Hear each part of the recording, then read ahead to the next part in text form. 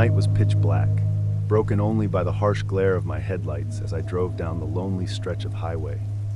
I'd just finished another grueling late shift at the factory, and my eyes were heavy with exhaustion. The radio crackled with static, so I turned it off, letting the hum of the engine lull me into a trance-like state. That's when I saw her. She appeared suddenly, like a ghost materializing from the darkness. A young woman, probably in her early 20s, with long dark hair and a white dress that seemed to glow in the moonlight. She was frantically waving her arms, desperation etched across her face. I slowed down, my conscience battling with my instinct for self-preservation. It was dangerous to pick up strangers, especially at this hour, but she looked so scared. As I pulled over, she rushed to the passenger side, her eyes darting nervously behind her. "Please," she gasped, her voice trembling. "You have to help me. They're after me." Without thinking, I unlocked the door. She scrambled inside, slamming it shut behind her. "Thank you," she whispered, her breath fogging up the window. I didn't think anyone would stop.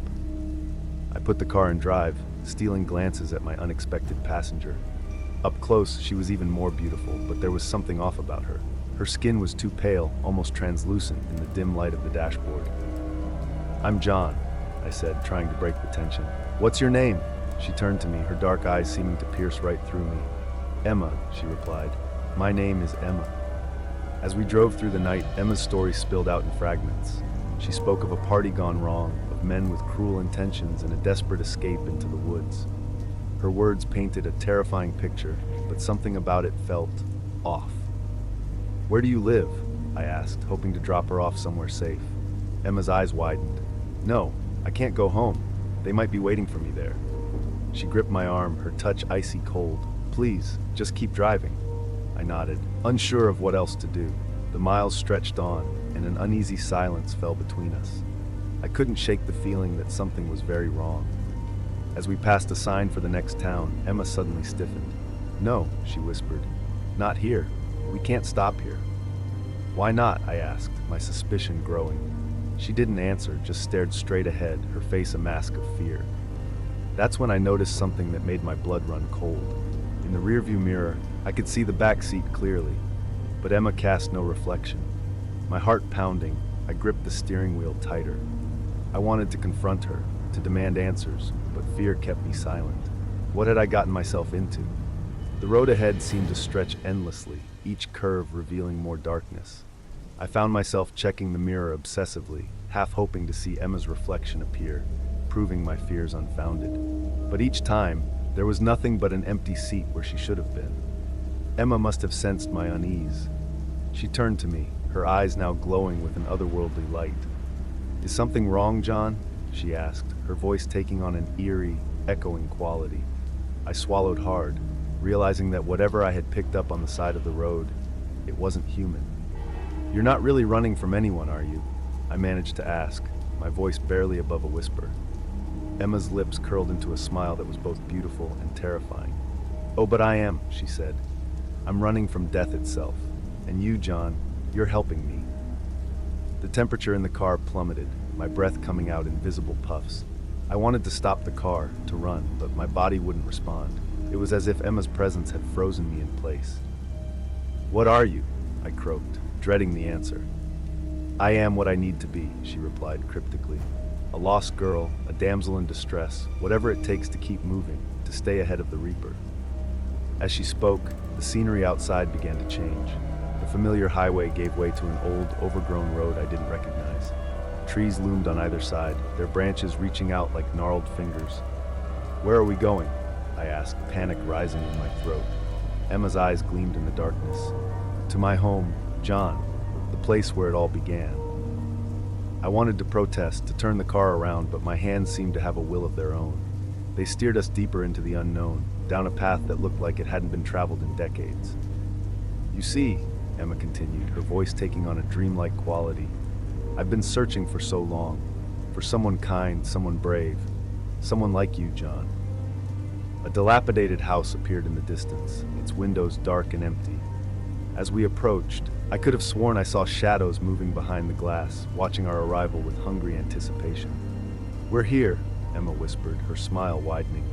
"Welcome home, John." The car rolled to a stop in front of the decrepit house, the engine sputtering out on its own. An oppressive silence fell, broken only by the pounding of my heart. "Please," I begged, finding my voice at last. "Let me go. I won't tell anyone about this, I swear." Emma's laughter filled the car, a sound like breaking glass. "Oh, John," she said, reaching out to caress my cheek. Her touch burned like ice. "You don't understand. You can't leave. None of us can." As if on cue, ghostly figures began to emerge from the house. Men and women, young and old, all with the same hollow eyes and translucent skin as Emma. I recognized their faces from missing person reports I'd seen over the years. "What is this place?" I asked, though I feared I already knew the answer. "It's a way station," Emma explained, her voice almost gentle. "A place between life and death. We're all trapped here, John. Souls who weren't ready to move on, who tricked the living into taking our place so we could have a few more precious moments of existence." The realization hit me like a physical blow. I wasn't just giving Emma a ride, I was exchanging my life for hers. "But why me?" I choked out, tears streaming down my face. Emma's eyes softened, showing a glimmer of the scared girl I'd first encountered. "Because you were kind," she whispered. "Because you stopped to help a stranger in need. In this cruel world, that's a rare and precious thing." She opened her door, stepping out into the night. The other spirits parted, creating a path to the house. Emma turned back to me, extending her hand. "Come, John," she said. "It's time to take your place among us." With trembling legs, I stepped out of the car. The gravel crunched under my feet, the sound unnaturally loud in the stillness of the night. As I walked towards the house, guided by Emma's cold hand, I felt the last vestiges of my mortal life slipping away. The other spirits watched silently, their eyes filled with a mixture of sympathy and relief. They had all been where I was once, I realized, tricked, trapped, and transformed. As we crossed the threshold of the house, a wave of dizziness washed over me. I stumbled, and Emma caught me, her touch no longer icy but warm, almost alive.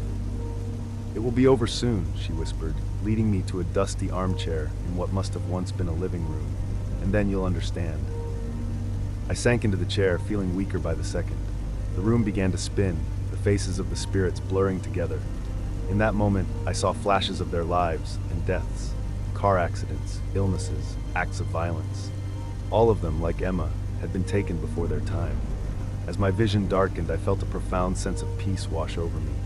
The fear and anger melted away, replaced by an understanding that transcended mortal comprehension. I saw Emma one last time, her form becoming solid and vibrant as mine faded. She smiled, a genuine expression of gratitude and sorrow. "Thank you, John," she said, her voice fading as my consciousness slipped away. "Your kindness won't be forgotten."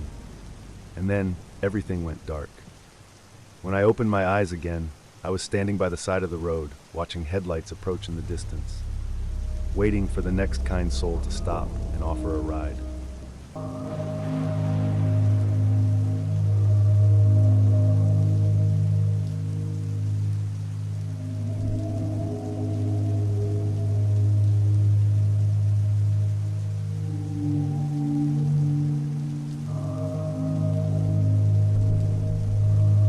It was just past midnight when I saw him, a lone figure in fatigue standing on the side of the road. The highway stretched endlessly before me, a black ribbon cutting through the darkness. I hesitated for a moment, but my conscience won out. I pulled over. "Where you headed, soldier?" I asked as he climbed in. "Home," he replied, his voice gravely and low. "Just trying to get home." As we drove, he told me his name was Jack. He'd been overseas, seen things no man should see. The streetlights cast shadows across his face, revealing a map of scars and a haunted look in his eyes. "War changes you," Jack muttered, staring out the window. "Makes you do things you never thought you'd do." I nodded, unsure how to respond. The night seemed to close in around us, the darkness pressing against the windows. As we drove, Jack's stories became more intense, more graphic. He described battles with chilling detail, his voice growing more animated with each tale. I began to feel uneasy, a creeping sense of dread settling in my stomach. Something about Jack wasn't quite right, but I couldn't put my finger on it. As we passed a sign for the next town, I noticed Jack's hands twitching, his eyes darting around the car. Little did I know, This was just the beginning of a night that would change my life forever. As we drove deeper into the night, Jack's behavior became increasingly erratic. He'd switch from moments of eerie calm to sudden outbursts, his eyes wild and unfocused. I gripped the steering wheel tighter, my knuckles turning white. "You ever kill someone?" Jack asked abruptly, his gaze boring into me. I swallowed hard. "No, never." He chuckled, a sound that sent chills down my spine. "It's easier than you'd think. After the first time, it gets routine." My heart raced. I tried to change the subject, but Jack was fixated.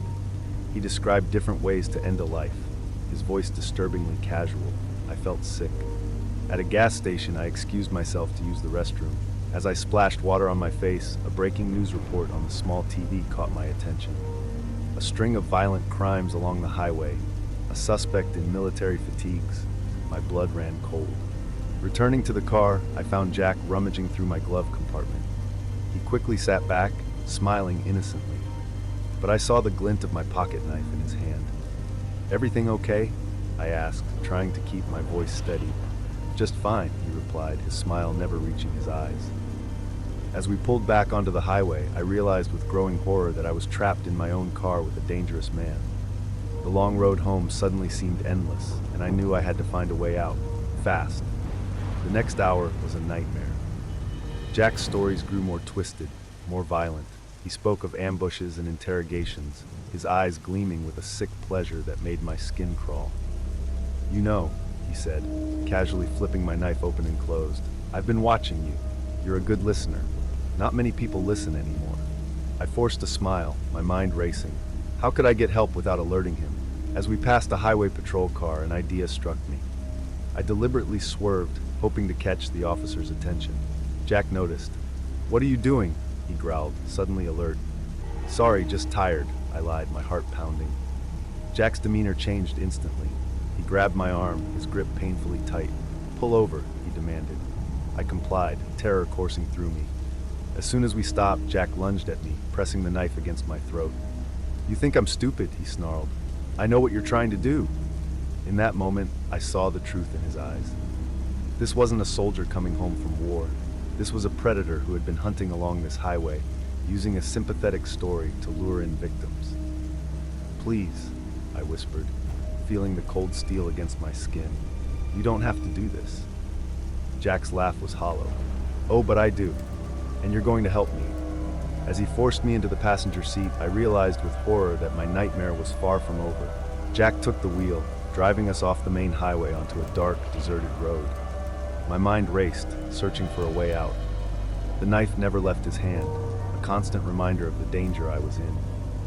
"You know," Jack said, his voice unnervingly calm, "I've always wondered what it would be like to have a partner, someone to share this with." I felt sick. I could never say never, he chuckled. "You'd be surprised what people are capable of when pushed." Suddenly, headlights appeared behind us. Jack cursed, speeding up. It was the highway patrol car from earlier.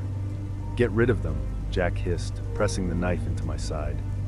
As the officer approached our window, I saw my chance. I threw open the door, screaming for help. Jack lunged for me, but I was already tumbling out onto the road. Pain exploded through my body as I hit the asphalt. I heard shouting, saw the flash of a gun. Then everything went black. I awoke in a hospital bed, battered but alive. The officer told me Jack had been apprehended, but not before injuring 2 other motorists he'd kidnapped. As I gave my statement, I couldn't shake the memory of Jack's words. How close had I come to becoming like him? The thought haunted me, a reminder of the darkness that lurks on lonely roads. Months have passed since that terrifying night, but the memories still haunt me. I see Jack's face in my nightmares, hear his chilling laugh in the quiet moments. The long road home is no longer just a phrase. It's a reminder of how close I came to never making it back. The trial was a media circus. Jack, it turned out, wasn't even a real soldier. He was a disturbed individual who had been preying on kind-hearted motorists for years. His victims' families filled the courtroom, their grief palpable. As I testified, Jack's eyes never left me. There was no remorse, no hint of the man he had pretended to be, just a cold, calculating stare that made me shudder. The guilty verdict brought some closure, but the scars remain. I no longer drive at night if I can help it. Every hitchhiker, every stranded motorist is a potential threat in my eyes now. But I refuse to let fear control my life. I've started volunteering at a veterans center, hoping to honor the real soldiers Jack had impersonated. It's a small step, but it helps. Sometimes on sleepless nights, I find myself wondering about the what-ifs. What if I hadn't stopped? What if I hadn't noticed the news report? But then I remember, I survived. I made it home, and that's a story worth telling.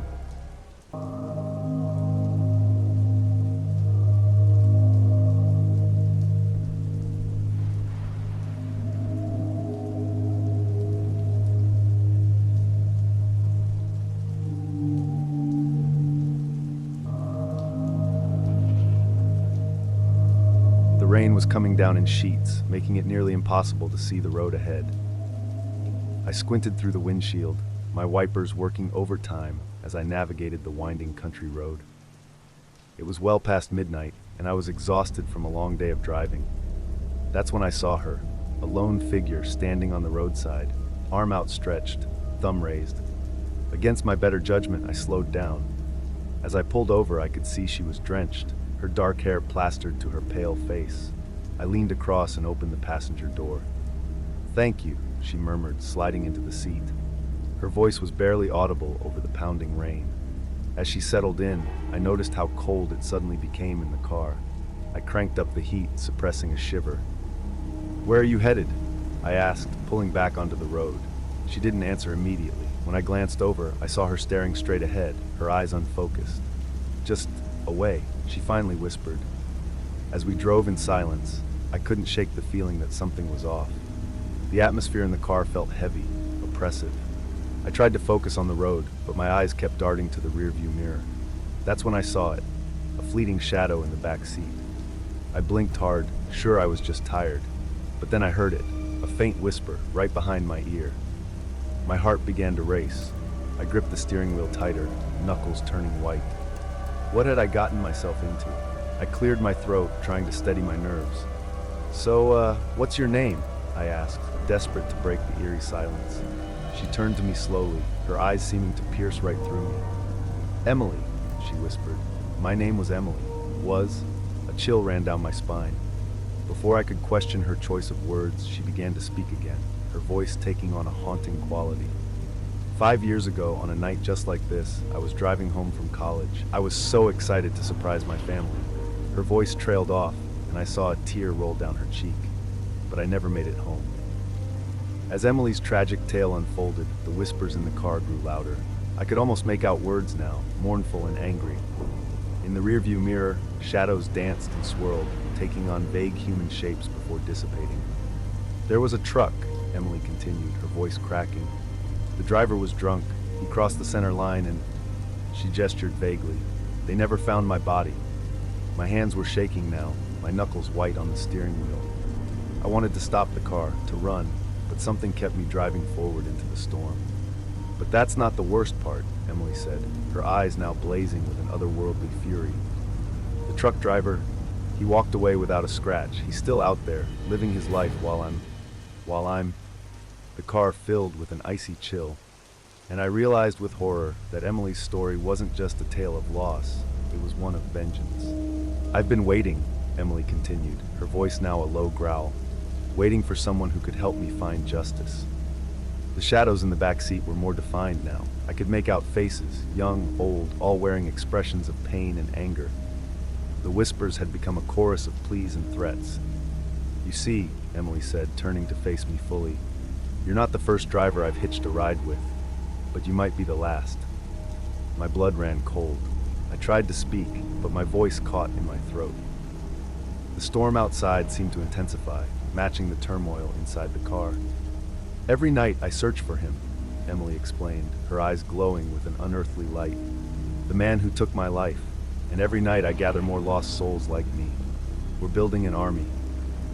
The shadows in the back seat seemed to pulse with energy at her words.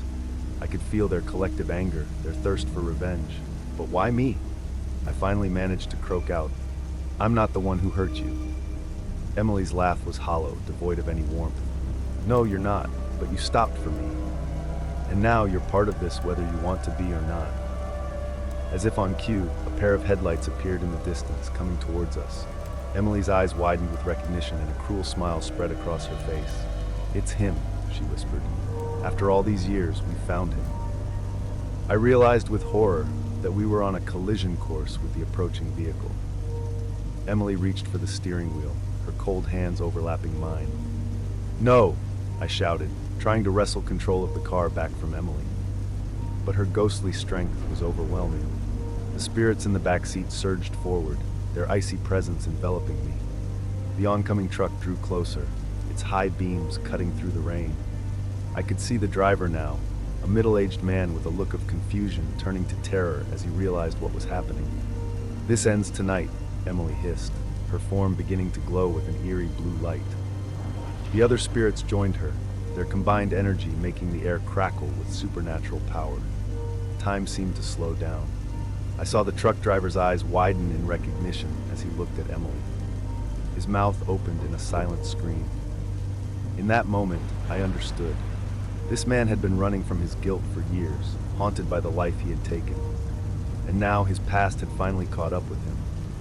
As our vehicles were about to collide, Emily let out a bone-chilling shriek. The spirits surged forward, passing through the windshield like it wasn't there. They enveloped the truck, creating a swirling vortex of spectral energy. I closed my eyes, bracing for impact. But instead of the crash I expected, there was a deafening silence. When I opened my eyes, the truck was gone. So were Emily and the other spirits. I slammed on the brakes, the car skidding to a stop on the wet road. My heart was pounding, my breath coming in short gasps. Had it all been a hallucination, a waking nightmare brought on by exhaustion? As the adrenaline began to fade, I noticed something on the passenger seat where Emily had been sitting. It was a small, silver locket.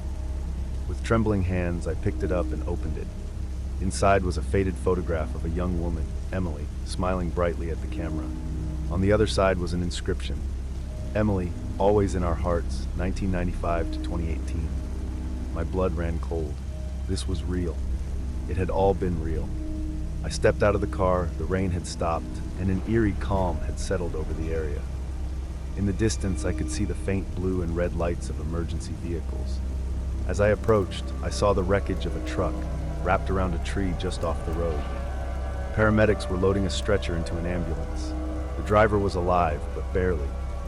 A police officer approached me, notepad in hand. "Did you witness the accident, sir?" he asked. I opened my mouth, then closed it again. How could I possibly explain what had really happened? Instead, I simply nodded, clutching Emily's locket tightly in my hand. As I gave my statement, a heavily edited version of events, I couldn't shake the feeling that I was being watched. Out of the corner of my eye, I caught a glimpse of a familiar figure standing by the roadside. But when I turned to look, there was nothing there but shadows. I realized then that my encounter with Emily and the spirits had changed me forever. The world was not as I had always believed it to be. And somewhere out there, Emily and her army of lost souls were still searching for justice.